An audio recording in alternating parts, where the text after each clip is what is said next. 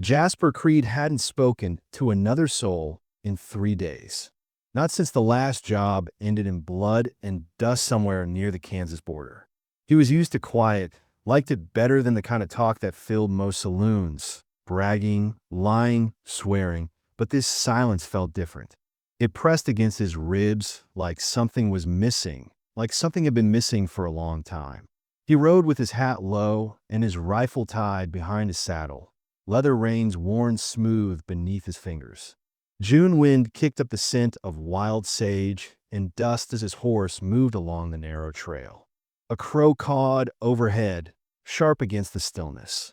Ahead, the land stretched flat and lonesome, as if it didn't want to be known.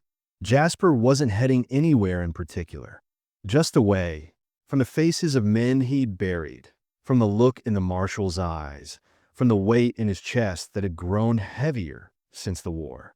He was 35, tall, quiet, calloused. His face was hard to read, except maybe for his eyes, which never stopped scanning the horizon. You could see the ache in those eyes if you looked too long. He hadn't planned on stopping in Dry Willow. It was the sort of town you could ride through in 6 minutes if your horse wasn't limping.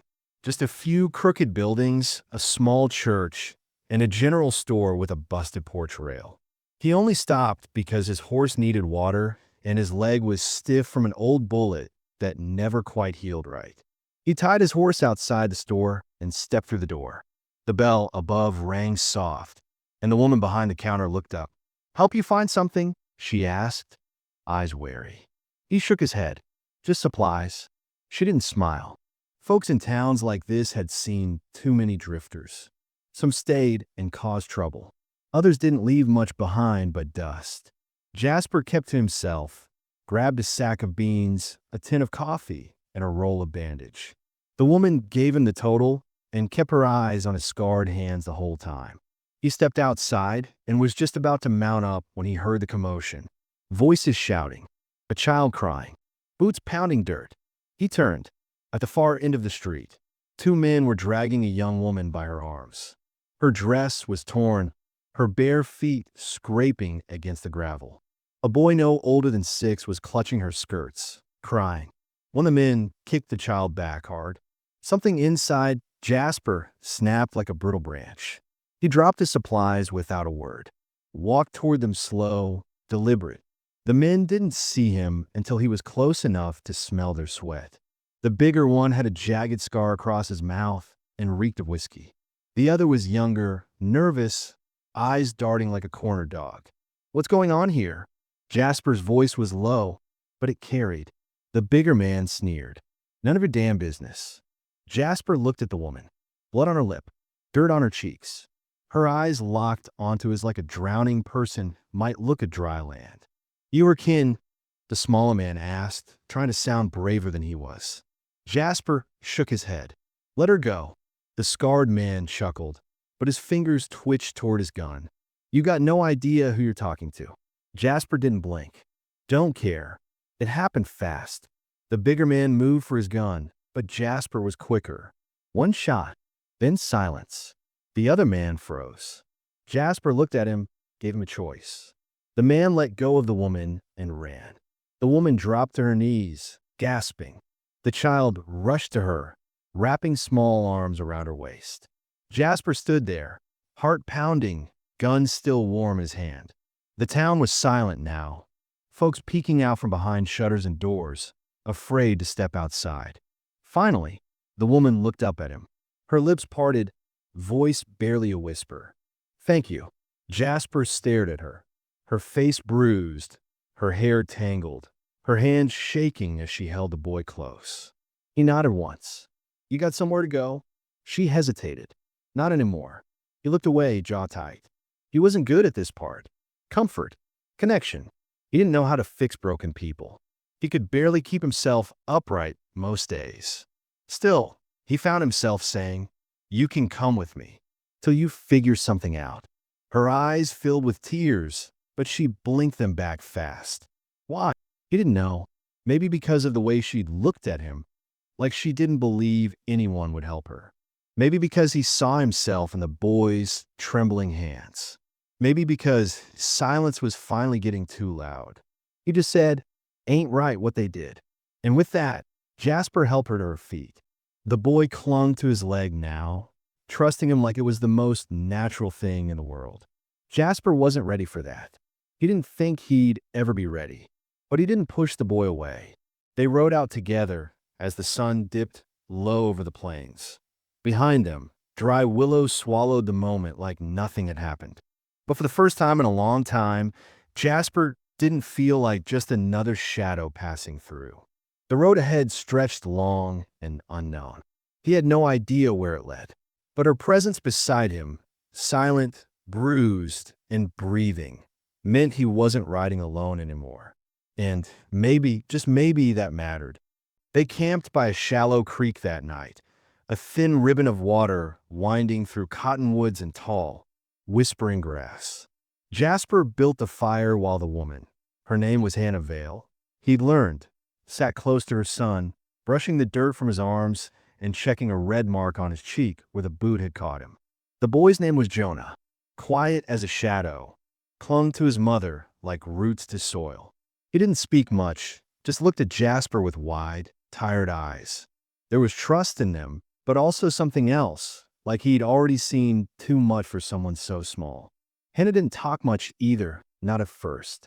She was cautious, guarded. Jasper understood. He didn't push her. He gave her space while he cooked, using what little they had, beans, hard bread, and creek water boiled hot in an old tin pot. She didn't complain, just thanked him in a voice so soft it made him ache. That night, while Jonah slept wrapped in her shawl, Hannah finally spoke. They came 2 days ago, said the land belonged to them now. Her voice cracked. My husband was already gone, died last winter. Fever took him fast. We stayed, me and Jonah, because it was all we had left. A patch of ground and a cabin held together by prayers and rusted nails. She rubbed her hands together like she could scrub away the memory. They didn't want the house. They wanted me. Her jaw tensed. I fought, got a rifle, shot one in the arm. They beat me and dragged me into town. Said I owed them blood for the bullet. Jasper stared into the fire. He didn't say anything. He knew that kind of hate. Men who thought pain made them powerful, who saw women like livestock and children like noise. He'd seen it in war, seen it riding with posses that called themselves lawmen but took more than they gave. You saved us, she said after a long silence. No, Jasper replied. I just stopped him. That ain't the same. She didn't argue. Maybe she understood the difference. The next morning, they rode west, toward the red hills that rolled like slow waves under the sky. Jasper didn't have a plan. He just knew staying put was dangerous. If those men had partners, they might come looking. 2 days later, they reached a small cattle town called Sutter's Fork. Not much to it, just a rail station, a saloon, a stable, and a place called the Clover House, a boarding home run by a widow named Miss Laura Briggs. Miss Briggs was stout, sharp-eyed, and had a mouth that could slice through steel. She didn't smile much, but when she saw Hannah and Jonah, something softened in her face. You ain't bringing trouble to my door, are you? She asked Jasper, eyeing his rifle. Only stopping through, Jasper answered. They need rest. Miss Briggs studied Hannah, then looked at Jonah, who held tightly to his mother's skirt. Finally, she nodded. You get 2 nights. No questions asked. After that, I expect coin or a good reason. Hannah whispered thank you, and they followed her inside. The room was small, but clean. Jonah curled up in the bed without a word. Hannah sat by the window, hands folded tight in her lap. Jasper stayed in the chair by the door, watching the street below. That night, he dreamed of things he hadn't thought about in years. Gunfire in a burning orchard, the sound of horses screaming, a boy's voice begging someone not to leave. He woke in a cold sweat, jaw clenched, fists ready. Hannah was already awake, watching him. You dream loud, she said gently. Sorry, Jasper muttered, wiping his face. You don't have to be. He almost smiled at that. Almost. The next day, Jasper went to the stables to check on the horses. There, he ran into someone he hadn't seen in nearly 8 years, Jonah Pike, an old scout from his war days, now running messages for the railroad. Jonah Pike was lean, fast-talking, always twitching like he had too much energy and nowhere to put it. His eyes lit up when he saw Jasper. Well, I'll be damned. Jasper Creed, still breathing. Thought you'd have bled out by now or married some preacher's daughter. Neither, Jasper said. You working out of Sutter's now?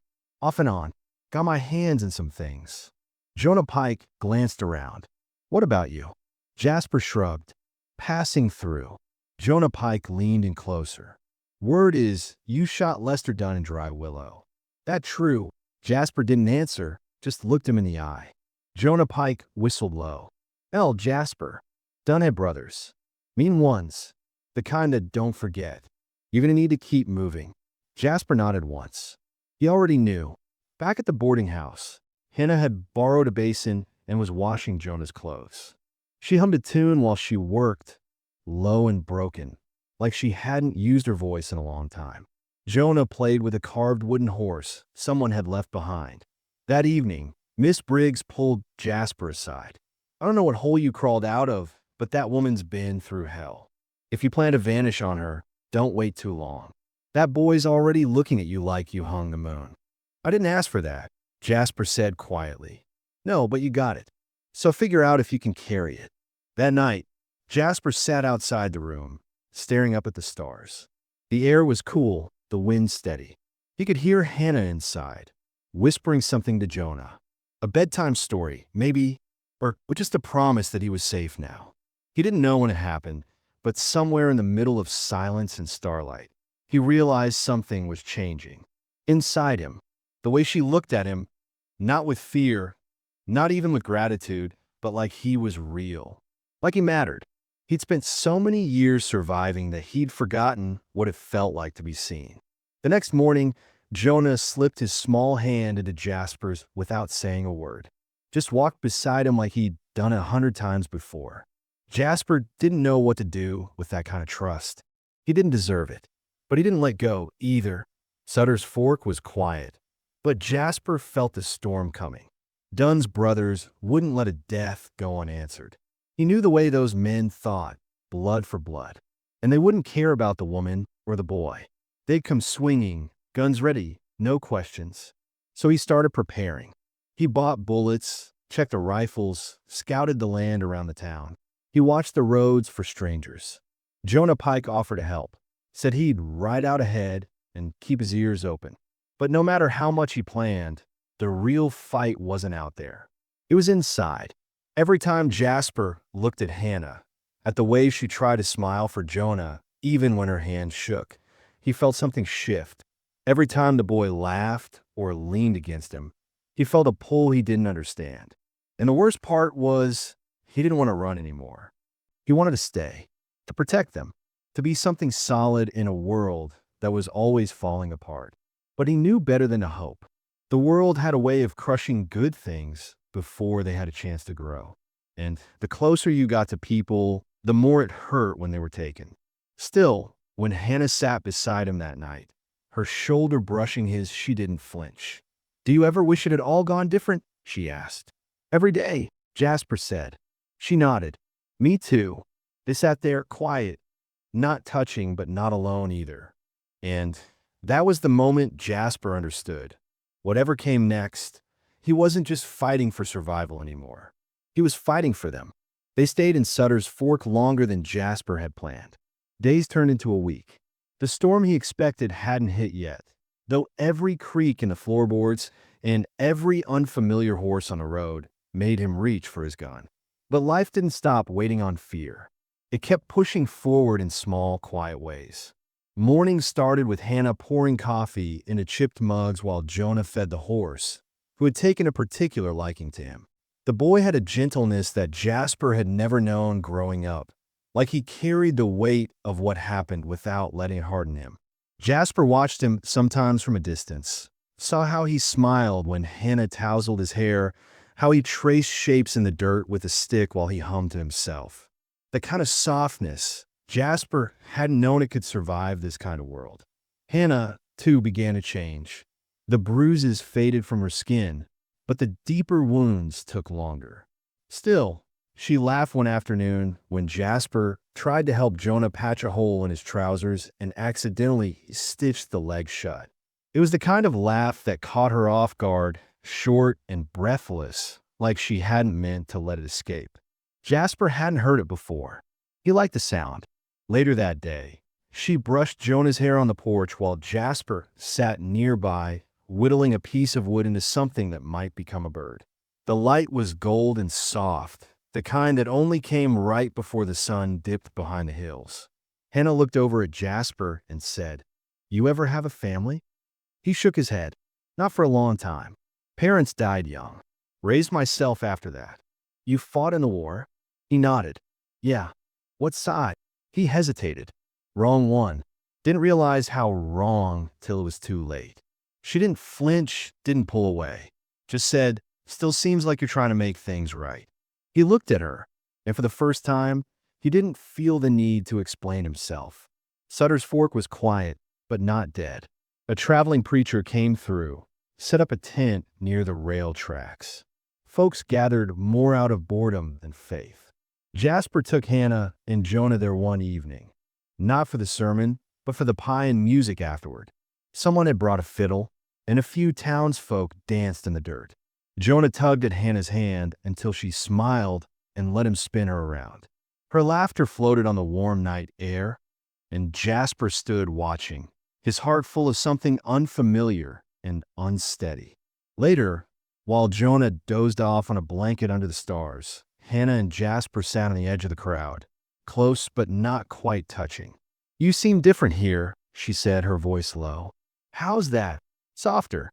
Like you're letting yourself breathe for the first time in a while." He looked down at his hands. "Don't know if I trust it yet." "You should, even if it's just for a little while." She leaned her head on his shoulder. He didn't move, just sat there, letting her warmth settle against him like it belonged. The next morning, they went to the creek near town. Jonah stripped to his breeches and ran laughing into the cold water. Hannah rolled her skirts and followed him, splashing him gently, her joy louder now, easier. Jasper sat on the bank, boots off, feet in the water. He watched them, something tight unraveling in his chest. When Hannah came back to sit beside him, hair damp and clinging to her neck, she smiled and said, "You know, I never thought I'd laugh again." "Me neither," he said. She looked at him. "What stopped you from giving up?" He shrugged. Didn't know what else to do. Some days you just keep going 'cause stopping feels worse. She nodded slowly. "Yeah, that sounds right."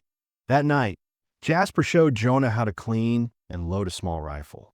Not to make him hard or afraid, but because the world wasn't always fair, and Jasper knew the boy needed to be ready for things children should never see. Jonah listened carefully, mimicked Jasper's movements, and asked questions with a seriousness that made Jasper's throat tighten. When they finished, Hannah kissed the boy's head and whispered something Jasper couldn't hear, but he saw the way Jonah's eyes softened. Later, inside the boarding house, Hannah stood by the window as Jasper prepared his bedroll on the floor. She watched him for a moment, then stepped closer. "You don't have to sleep down there," she said, voice soft but certain. Jasper looked up at her, uncertain. She reached for his hand. "You don't have to be alone." He didn't speak. He just stood, fingers closing gently around hers.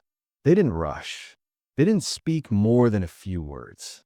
But when he kissed her that night, it was slow and quiet and trembling, like a man learning how to feel again. The days that followed passed in that slow, golden light. Not perfect, but full. Jonah began to call Jasper by name instead of sir, and once even slipped and called him Pa before blushing and running off. Jasper didn't mention it, but he felt it echo inside him like a bell. One morning, while Hannah cooked eggs over the hearth, Jonah sat at the table drawing something with a piece of charcoal. Jasper leaned over and saw a house, a horse, and 3 stick figures standing outside. "This us?" Jasper asked. Jonah nodded. "I'm going to build it someday. The house, I mean, with windows and a porch. For Ma, and for you too." Jasper swallowed hard. Sounds like a good plan. But even in the peace, Jasper couldn't shake the sense that time was running out. He kept checking the road, watching strangers a little too long. The town hadn't changed, but his instincts told him someone was coming. Trouble had a way of waiting until you'd let your guard down. One afternoon, as he walked back from the general store, Jonah Pike appeared beside him in the alley behind the stable. "They're on their way," Jonah Pike said, voice low. Jasper stopped cold. "Ooh, Dunn's brothers. 4 of them. Heard they picked up a tracker, too. Headed this direction." Jasper's gut turned. "How long?" "A day, maybe 2. Jasper nodded once. "Thanks." Jonah Pike grabbed his arm. "You sure about staying? I know a spot near the border. You could disappear." Jasper looked toward the boarding house. So Jasper spent the next morning fortifying the building. Miss Briggs helped, as did a few of the boarders who had grown to care for Hannah and the boy. Jonah Pike brought extra ammunition. They worked quietly, with steady hands and grim determination. That evening, Jasper sat with Jonah and showed him how to aim from a window without exposing himself. Hannah brought supper and ate with them, calm as ever. When the boy had gone to bed, Jasper stood by the door, looking out at the street. "You scared?" Hannah asked, coming to stand beside him. "Yeah," he said, "but not for me." She placed her hand on his chest, right over his heart. "Then we hold each other through it. That's what love is, isn't it? Holding on, even when you're afraid." He covered her hand with his. He hadn't meant for any of this to happen. Not the fight, not the woman, not the boy. But now, standing there with her hand in his and the weight of what they'd built between them, Jasper understood something he never had before. This wasn't just survival anymore. This was a life, and he'd give everything to keep it safe. The first sign they were close came in the middle of the night. A distant whistle, like wind through broken teeth. Jasper had been half awake already, the way a man sleeps when he knows something's coming. He rose without a word, boots silent on the wood floor, and moved to the window. The street was empty. Still, something shifted in the air. The quiet felt too clean, like the world was holding its breath. By morning, the usual sounds of Sutter's fork, chickens clucking, wagon wheels creaking, someone yelling for a lost dog, sounded wrong, too loud. Jasper stood at the edge of the boarding house dining room with his coffee growing cold in his hand. Jonah noticed, asked softly, "Are they here yet?"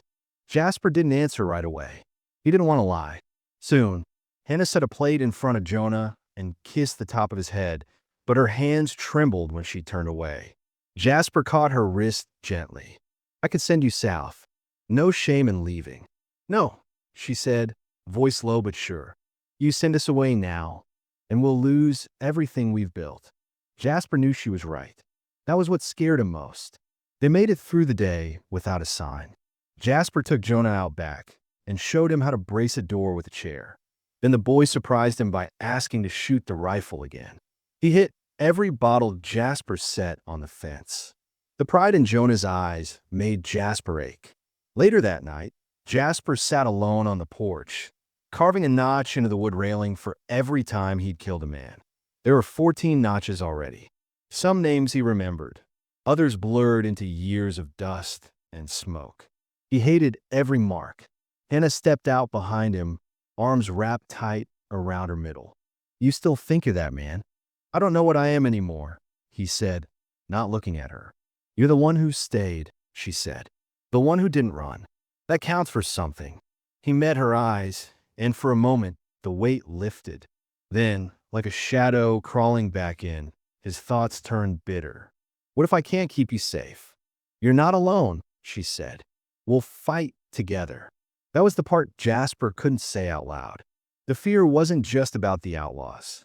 It was about what might happen if they won, what came next. He didn't know how to be a father, didn't know how to be loved without messing it up. That night, he dreamed of war.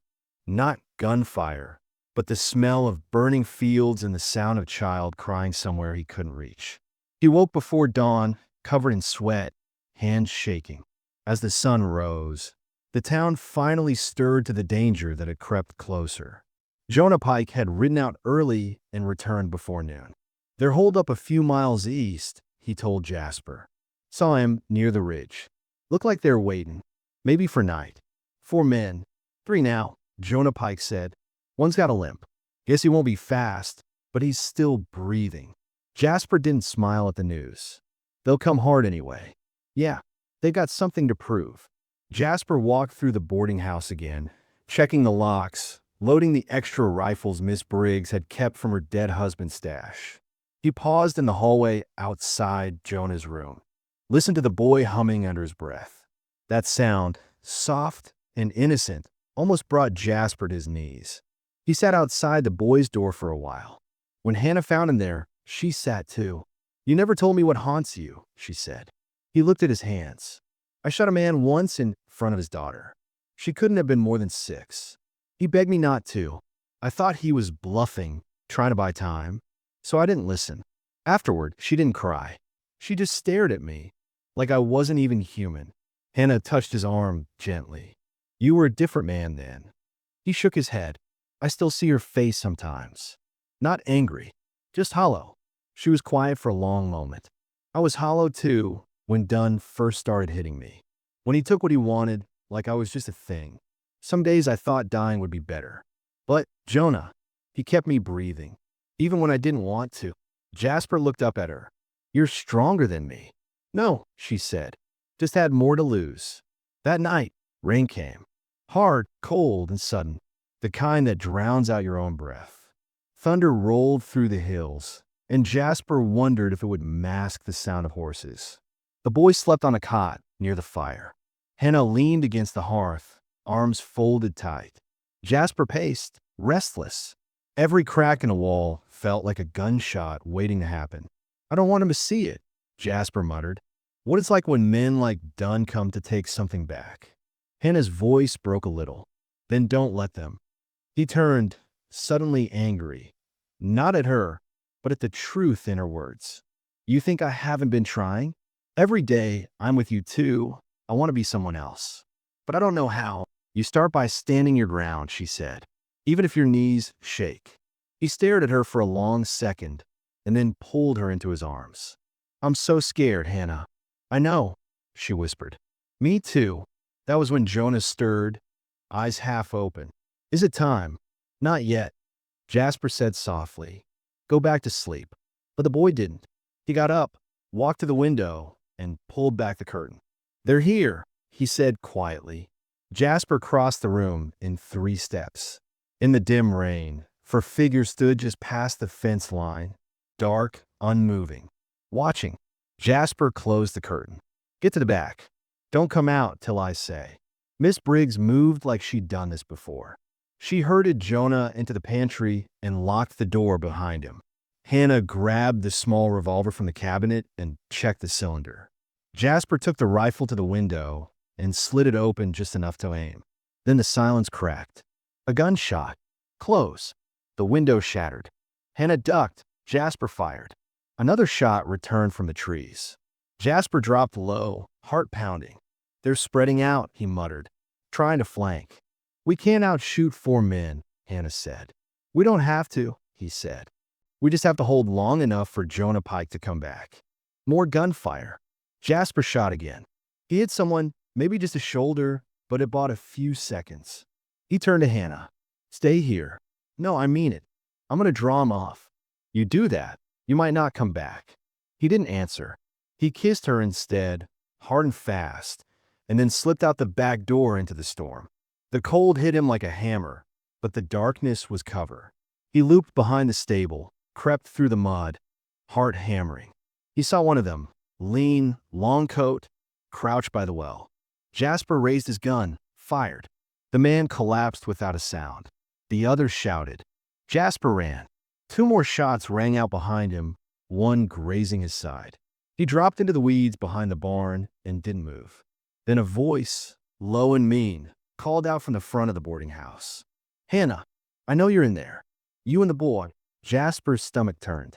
"Your new man's gonna die out here. You can't hide behind him forever." Jasper crawled through the brush, every inch of his body burning. He had 1 bullet left. A shadow moved nearby. A shape stepped over the fallen man at the well. Then, just before the figure turned toward the house, Jasper stood. He pulled the trigger. The third man fell. Jasper staggered. Then something slammed into him, shoulder hard. The fourth man. He hadn't seen him behind the trees. They crashed into the mud, fists flying. Jasper punched blindly, but he was tired, wounded. The man straddled him, knife raised. But then a loud crack rang out. The man jerked, eyes wide, and slumped. Jasper rolled him off, breathing in gasps. Jonah Pike stood a few feet away, rifle still smoking. "Told you I'd come back." Jasper laughed, but came out like a cough. Back inside, Hannah rushed him. She pressed cloth to his side, murmured words he barely heard. Jonah stood in the hallway, shaking. "It's over," Jasper said, over and over, as much for himself as for them. Later, when the bodies were gone and the storm had passed, they sat in silence near the fire. Jonah leaned against Jasper's good side, head on his chest. Hannah held his hand. The fear hadn't vanished. The wounds were real, but so was the warmth between them. Jasper stared into the flames and realized something strange. He wasn't running anymore, and he wasn't alone. It was 2 days after the gunfight when Jasper stood alone at the edge of town, facing the ridge where it had all ended. The earth was still muddy, marked by boot prints and blood. He could see the place where he'd nearly died, where the knife had come down and Jonah Pike's bullet had saved him. But it wasn't death that haunted him. It was the way he had fought, like he had nothing left to lose, like the past still owned every piece of him. The sun was rising behind him, casting long shadows over the hills. He didn't know why he'd walk back out here. Maybe to make peace. Maybe to feel the weight of it one more time. To see if it still pressed on his chest the way it had for years. It did. But something had changed. He wasn't running from it anymore. Back in town, Hannah was on the porch, shelling beans with Miss Briggs while Jonah swept the steps. It looked so simple, so ordinary. Jasper had to stop for a minute and take it in. He didn't know how long this peace would last, but for the first time, he wanted to believe it might. He walked up the steps, kissed Hannah on the cheek, and took a seat beside her. "You went out there again," she said without looking at him. "I had to," he said, "to know it's real, that I'm still here." She nodded, eyes on the beans. "Did it help?" "Some," he said. "Not all the way." She set the bowl aside. "Then maybe you need to stop fighting it alone." That night, after Jonah had gone to bed, Jasper sat with Hannah by the fire. He told her everything. Not just the girl who watched her father die, but the years that followed. The jobs that paid him a kill. The bottle that kept the guilt at bay. The nights he slept in ditches because he couldn't stand the weight of a roof. He told her about the ache in his chest every time he thought he might care for someone again. She didn't speak for a long time, just listened. And when he finally stopped, throat raw and heart wide open, she took his face in her hands. "You're not that man anymore," she said. "You're the one who stood between us and death. You're the one who stayed." He dropped his forehead to hers. "I don't know how to let go of it." "You don't have to let go," she said. "You just have to live past it." That night, for the first time in years, he slept without nightmares. The next morning, Jonah asked if they could go riding. Just the two of them. Jasper hesitated. "You sure?" "Yeah," Jonah said. "You're not as scary as you used to be." That made Jasper laugh, and a little pain came with it, but a good kind. They rode out along the river trail, where the trees were thick and the air smelled of pine. Jonah was quiet for a while, then said, "Did you kill a lot of people before you came here?" Jasper didn't flinch. "Yeah." "Did you want to?" "No," Jasper said. "Not really. Sometimes I thought I had to.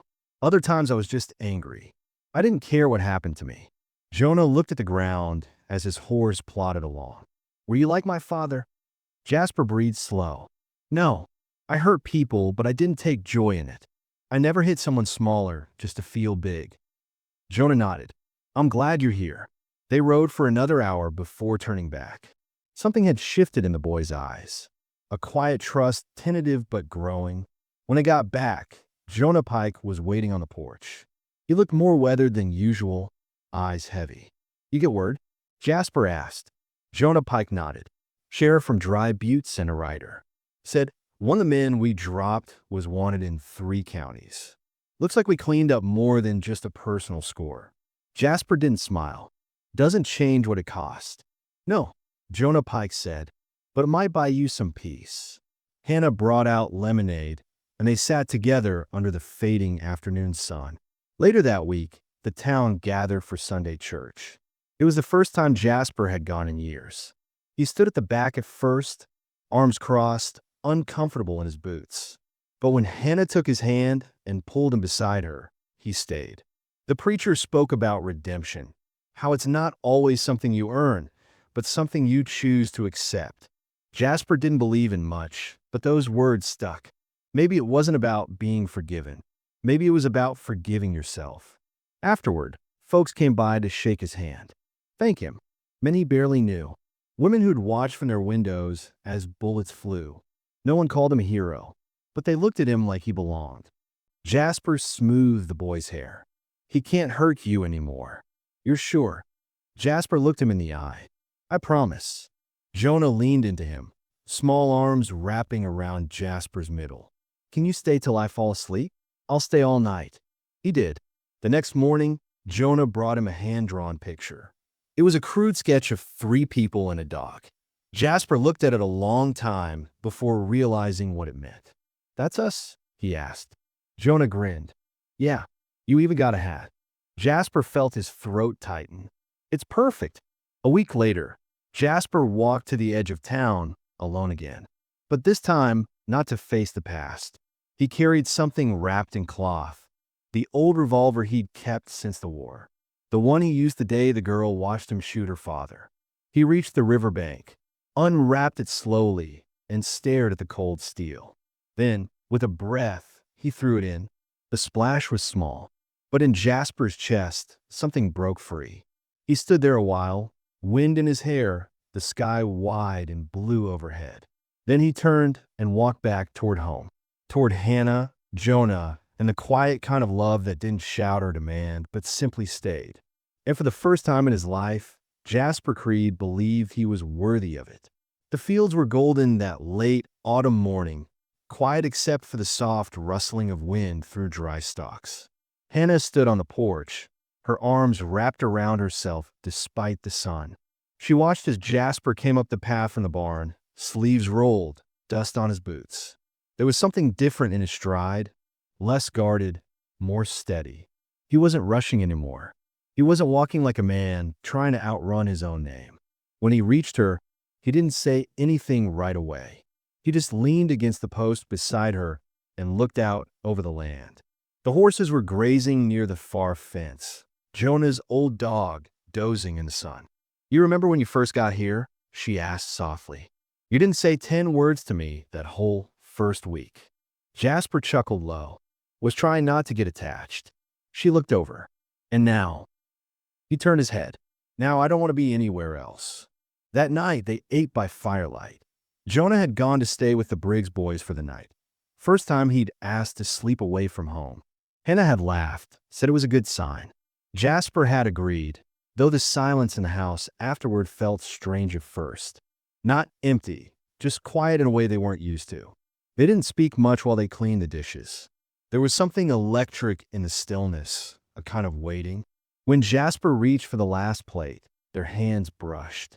Hannah didn't move. Neither did he. He looked at her then, really looked. You sure? He asked, voice barely above a whisper. She stepped forward, took his hand. I've been sure for a while now. They went slow, unhurried. There was no fire in it, not the kind that burned fast and vanished. This was softer, deeper, a coming together of 2 people who had fought their own darkness and chosen to live anyway. Jasper touched her like she might disappear, and she held him like she was building something steady in the center of him.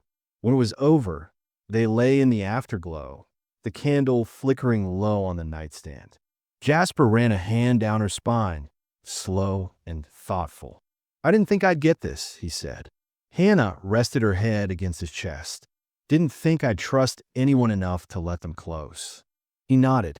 But here we are. In the days that followed, the house grew warmer.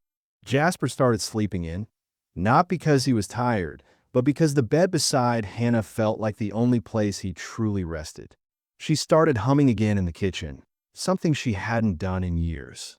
Jonah noticed too. He smiled more, talked louder, left his bedroom door open most nights. One evening, Jasper brought home a sapling from the far woods, planted it in the corner of the yard with Jonah helping dig the hole. "What kind of tree is it?" Jonah asked, brushing dirt from his hands. "Sycamore," Jasper said. "Grows tall, stays strong, even in bad soil." Jonah nodded like he understood more than Jasper expected. Hannah watched them from the porch, hand over her heart. That night, she whispered, "You're giving him something his real father never could." Jasper touched her cheek. "He gave me something too." "So did you." Winter came early that year. They stacked wood high, patched the barn roof together, made the home ready for the cold. When the snow finally arrived, it fell soft and slow, blanketing the land like a breath held long and finally released. On Christmas morning, Jonah came running into their room with a bundle in his hands. He'd carved a little horse from pine, rough and crooked, but full of heart. "It's for you," he said to Jasper. Jasper turned it in his hand, touched by the weight of it. "I'll keep it forever." They had coffee and cinnamon bread, and Hannah kissed them both on the forehead, then pressed a hand to her belly with a look she hadn't worn before. Jasper noticed it right away. "You all right?" She nodded, eyes shining. I think we might be growing more than just trees around here." It hit him like sunlight. Not fear, not panic, just warmth and awe. He held her, forehead to hers. "Then we'll make room," he said. The year turned. Spring came soft. Jonah started helping with chores without being asked. The sapling grew taller, stronger.